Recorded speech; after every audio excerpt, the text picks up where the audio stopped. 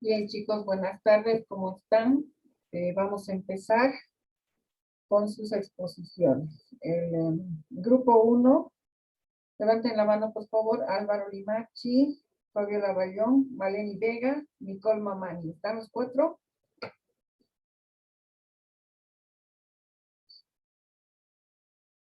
Ok, entonces van a exponer y por favor, esta vez sí tienen que encender sus cámaras. Les voy a compartir la pantalla.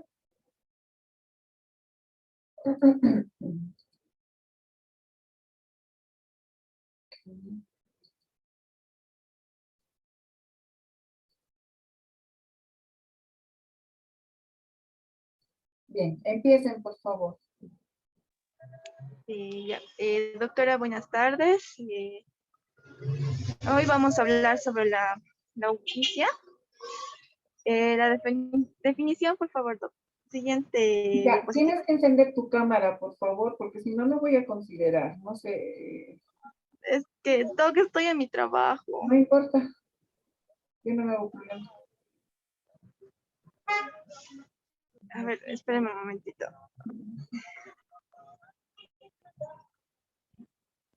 Ya, ahora sí, ¿se ve? ¿Sí? Ay. ¿Se ve, Doc? Sí, sí, se ve.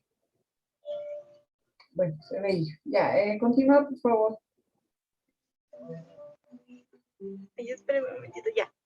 Eh, la eugesia es cuando se pierde es la ausencia de pérdida o la ausencia o pérdida del sentido del gusto. Esta eugesia es totalmente rara porque se compara con los trastornos gustativos, principalmente la hipoeugesia, sí, o la disgeusia. Esta es la consecuencia de diversos trastornos que afectan a alguna o varias de las estructuras orgánicas, también involucradas en la percepción de los sabores. Es también el deterioro de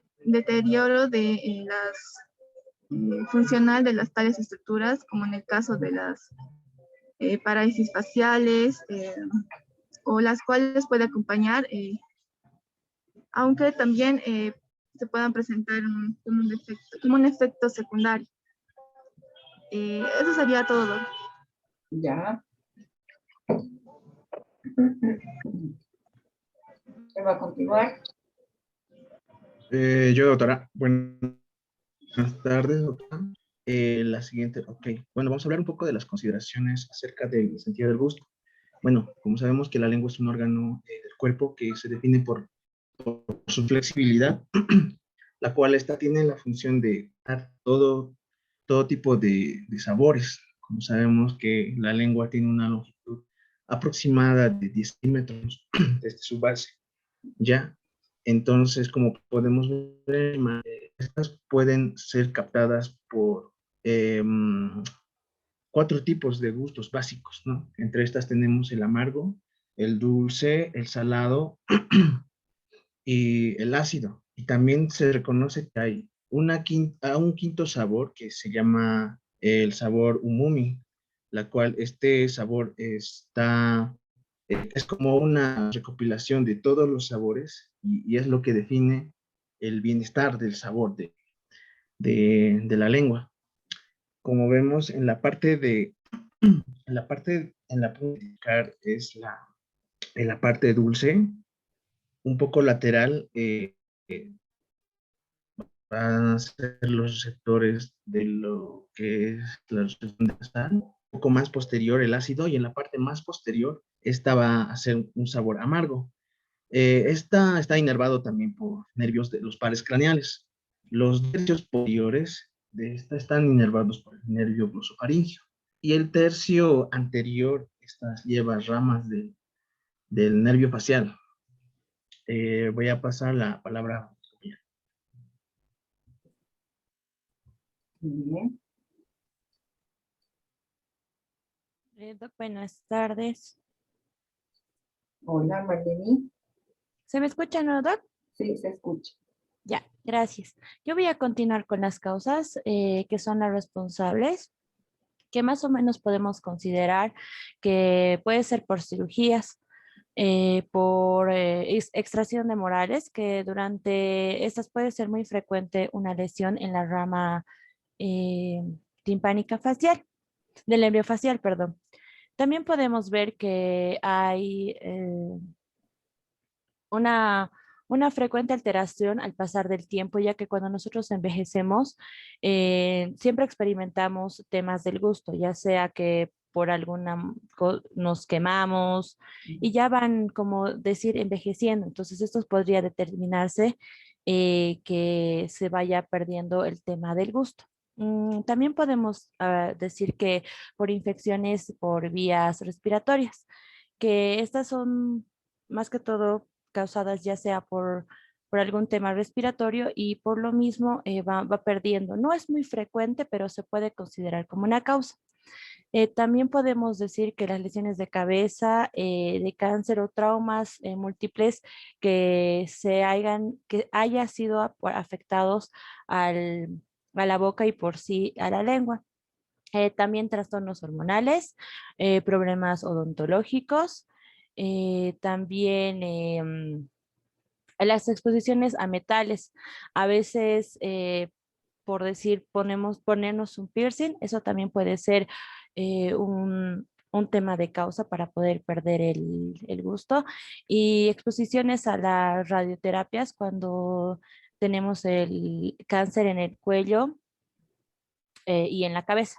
También otros que es muy común, pero poco probable, es el tema de la ingesta de medicamentos, que a veces también al dañar el estómago también puede dañar la lengua. Eso, doctora, le paso a mi compañera.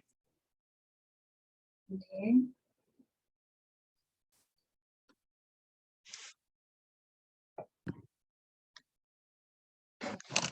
Buenas tardes, doctora.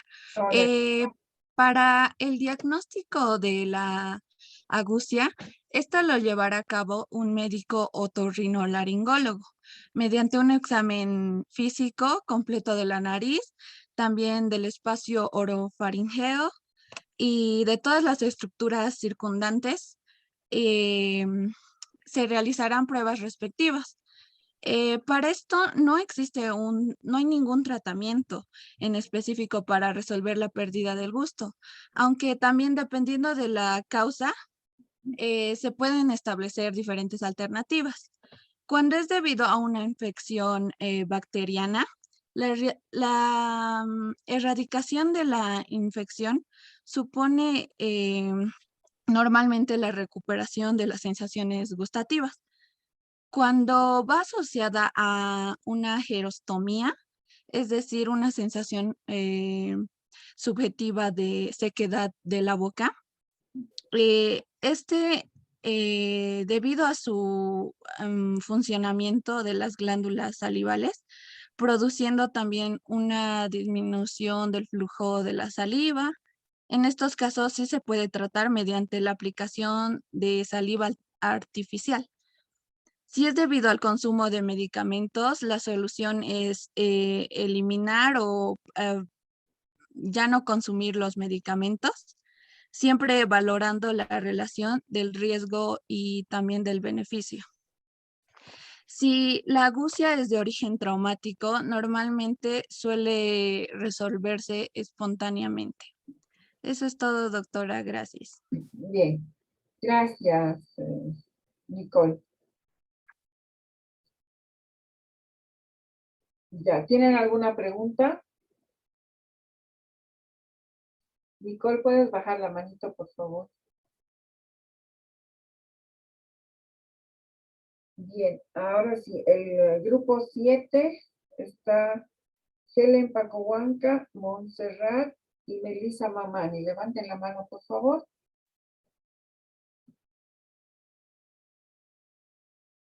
Eso, muy bien. Ahora sí.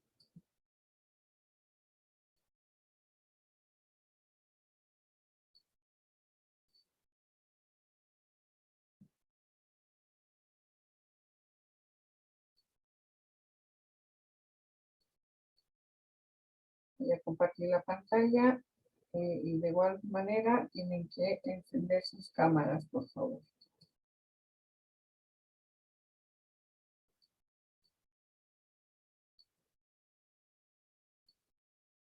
Ya. ¿Quién va a empezar? No. Yo, doc. Yo. Bueno, buenas tardes, doctora. Buenas tardes, compañeros. El tema que nos ha tocado exponer es la agnosia. Y yo voy a empezar con lo que es la definición y los tipos. La siguiente diapositiva, doc, por favor.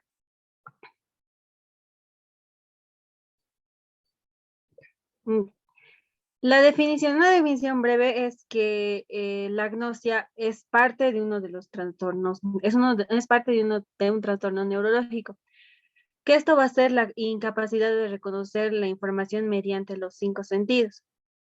Vamos a tener varios tipos de agnosia, que la auditiva va a ser cuando las personas las personas afectadas no pueden identificar los objetos basándose en los sonidos.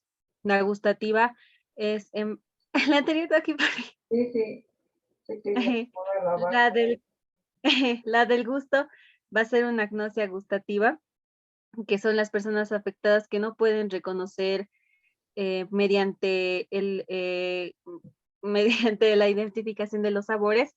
La olfativa va a ser mediante los olores, la táctil al no poder reconocer algún objeto y la visual es al no poder reconocer también con los ojos. Pero también hay otras agnosias que van a suponer procesos muy específicos y complejos de uno de los sentidos, que eso va a ser la prosopagnosia, que va a ser la incapacidad de reconocer los rostros perfectamente conocidos, que eso van a ser, que van a ser incluidos cuando no puedes reconocer a algún amigo cercano o a algún familiar. También tenemos la anosognosia, que eso va a ser la falta de conciencia de que existe un déficit o falta de conocimiento de un déficit ya existente. La simultagnosia va a ser la incapacidad de ver más de un objeto o componente de un objeto a la vez. Normalmente los pacientes no pueden percibir una escena completa.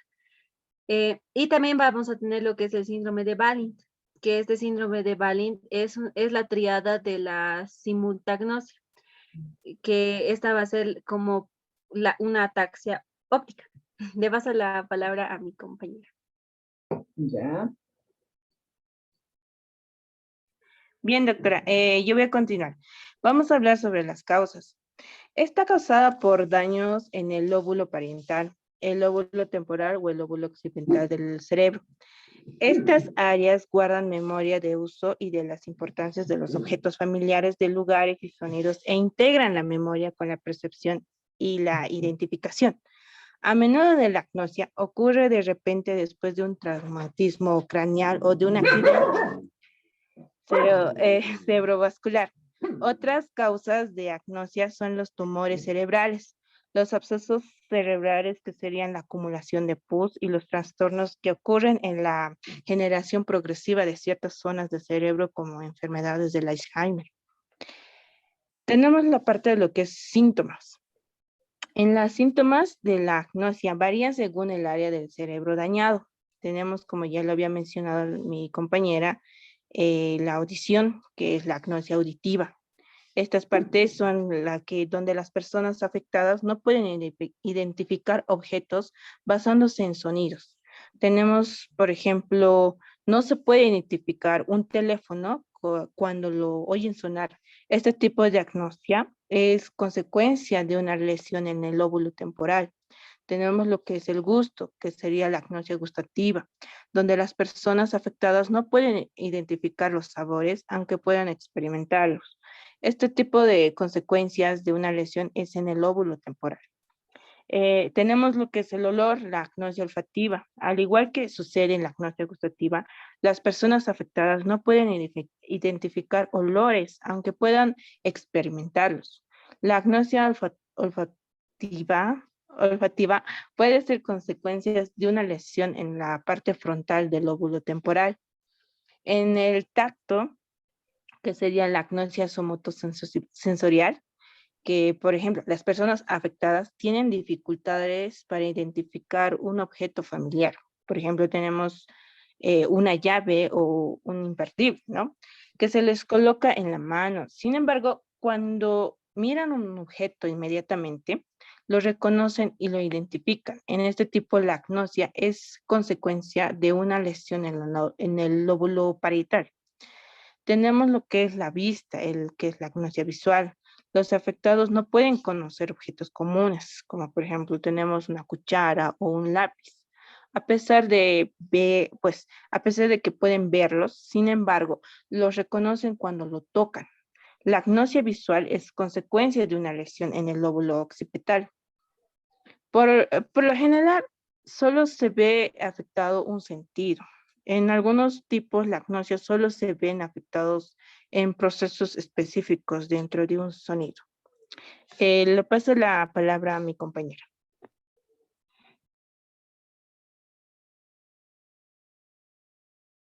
Buenas tardes, doctora. Bueno, continuando, antes de pasar a lo que es el diagnóstico, voy a hablar un poco sobre la apraxia y la agnosia. Como bien sabemos, es un trastorno neurológico, donde el daño va a estar específicamente en lo que es la corteza cerebral.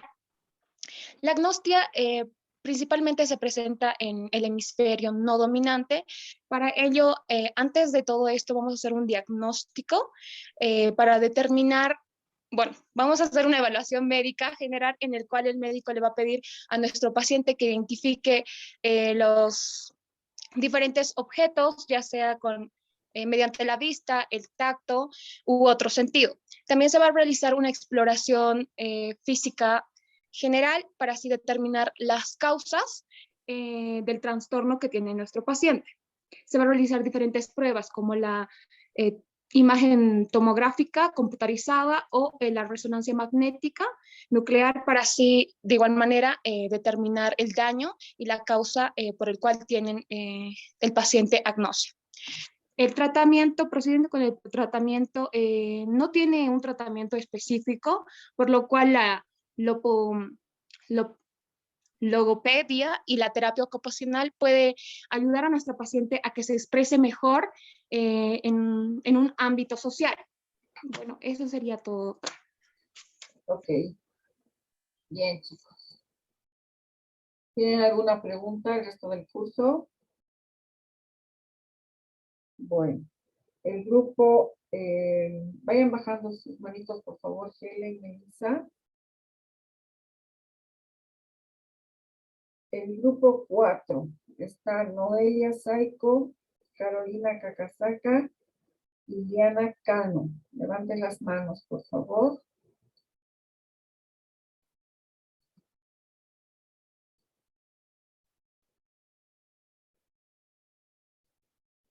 Bien.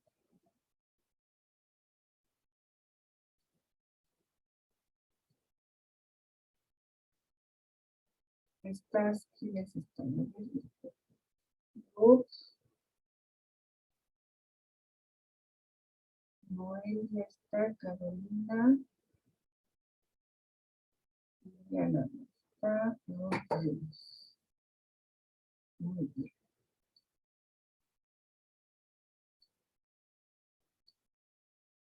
Ahora sí. De la misma forma, por favor, van a encender sus cámaras. ¿Quién va a empezar? Pueden empezar. Bueno, muy buenas tardes, Doc. Sí, Carolina, lo que va a empezar la exposición. Bueno, ¿me lo podría pasar a la siguiente página, por favor, doctora? Bueno, yo voy a hablar de la localización de la área prefrontal. Esta es una parte de la corteza cerebral perteneciente al lóbulo frontal. Se va a encontrar situada en la parte del cerebro más cercano al rostro. Es considerada un área de asociación multimodal o terciaria, puesto que en ella se coordina la información perteneciente en otras áreas cerebrales. Es un área cerebral de gran tamaño con una gran importancia a la hora de explicar el control conductual, la personalidad e incluso las capacidades cognitivas. Esta también va a presentar, por ejemplo, de la corteza más importante, las conexiones son el sistema límbico, los ganglios basales, el hipotálamo, el tálamo y el resto de los lóbulos cerebrales. Bueno, a continuación le voy a pasar a mi siguiente compañera.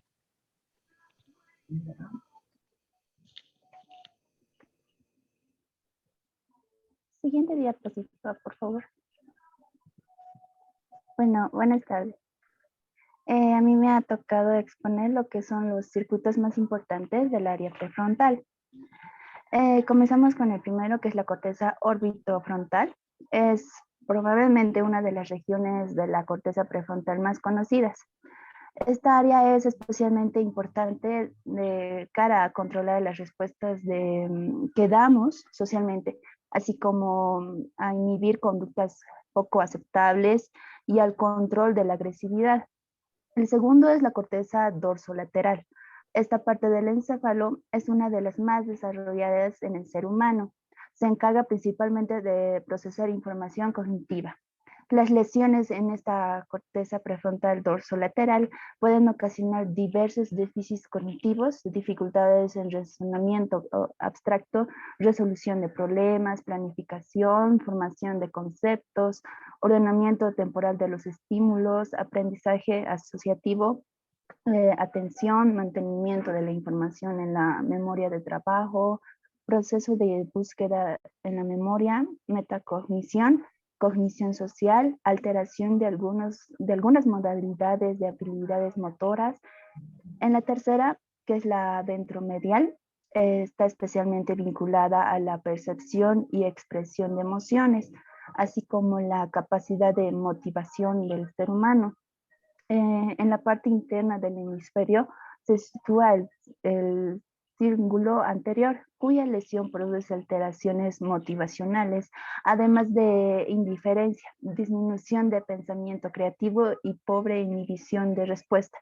Se ha podido comprobar que tras la lesión bilateral de la porción anterior de la circulación del cíngulo, suele aparecer un síndrome asinético, caracterizado por la expresión facial neutra, así como la pobreza cognitiva, comunicativa.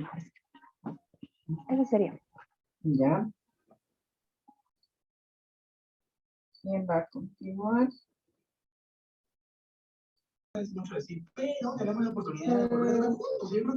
Buenas tardes, licenciada.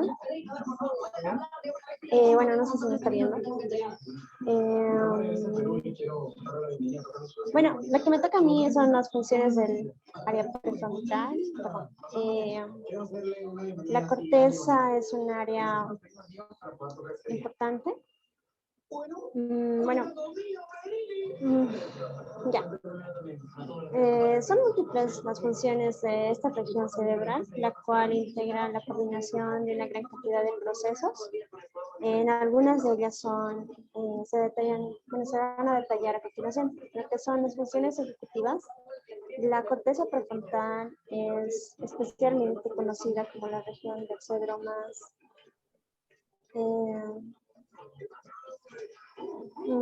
se vinculan las funciones ejecutivas. Dentro de dichas funciones encontramos la capacidad de la anticipación, la fijación de metas e inicio de mantenimiento de acción, la toma de decisiones y la inhibición de la conducta, la planificación de bases de la memoria, la capacidad de modificar estrategias o elaborar conceptos e ideas.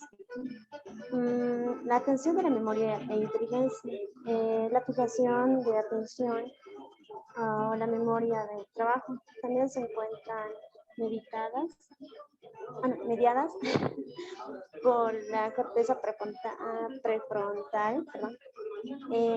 al cual que la capacidad cognitiva y la adaptación del medio. Lo siguiente sería la conducta social. Otra de las principales funciones del prefrontal es el control de la conducta social en base de nuestras interacciones y el aprendizaje extraído tanto de ellas como del resto de la información que se puede llegar a captar. La motivación, vincular emoción y la cognición de manera que establezcamos un plan para llevar a cabo determinadas acciones es también debido a un buen funcionamiento de la corteza. Es más o menos como dirigir una conducta a la consecución de una meta. Y la emocionalidad. Sí, es un sistema límbico de mayor vinculación que en el terreno de las emociones, y la región prefrontal del cerebro tiene una gran importancia tanto en la hora de percibir como de expresar emociones. Y la personalidad, que es diferentes aspectos de la personalidad están en gran medida mediados por el funcionamiento de la corteza prefrontal. El establecimiento de patrones de conducta son más o menos estables en diversos aspectos de la vida. Las características típicas como la inhibición o la timidez. Creo que eso sería. Ya. No sé si hay más diapositivas. Esta. Doc, falta una de nuestras compañeras, así es que yo voy a decir su parte. Ya. Bueno, son las lesiones de esta área cerebral, que es la presencia de lesiones del área prefrontal que puede provocar graves alteraciones en la psique y las capacidades de las personas. Concretamente puede generar la pérdida de expresión emocional, especialmente a nivel facial, déficit en el control de los impulsos y desinhibición, cambios de personalidad, conducta antisocial, hipersexualidad, hiperoralidad, fallos graves en planificación, capacidad de juicio y aplazamiento de recompensas. También pensamiento aplanado, enlentecido y con poca capacidad creativa. Le paso la palabra a mi compañera. Bueno, Doc, yo voy a dar un ejemplo de este. Va a ser el ejemplo del caso de Lance J. ¿Qué pasa? Que era un joven que preparaba un explosivo con el fin, se provocó una herida que penetra la cabeza atravesando la corteza prefrontal y concretamente a la parte orbitaria. El joven ha logrado sobrevivir al accidente, recuperarse de la lesión. El paso del tiempo, él ya había cambiado, no era el mismo de antes, era agresivo, impulsivo y hostil, con poca habilidad para la espera y siendo incapaz de planificar acciones o mantenerlas en el pie. Además de ello, sufría epilepsia. Esto provocó su muerte a los 38 años de edad tras perder trabajo y de acuerdo a sus síntomas ya que presentaba después del accidente. Eso sería todo, doctor. Ya, muy bien. ¿Tienen alguna pregunta, chicos, o recurso? Bien.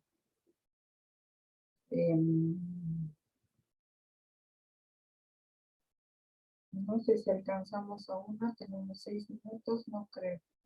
Bueno, entonces voy a cortar esta reunión en este momento y luego de 2 minutos, en este momento es 14:33.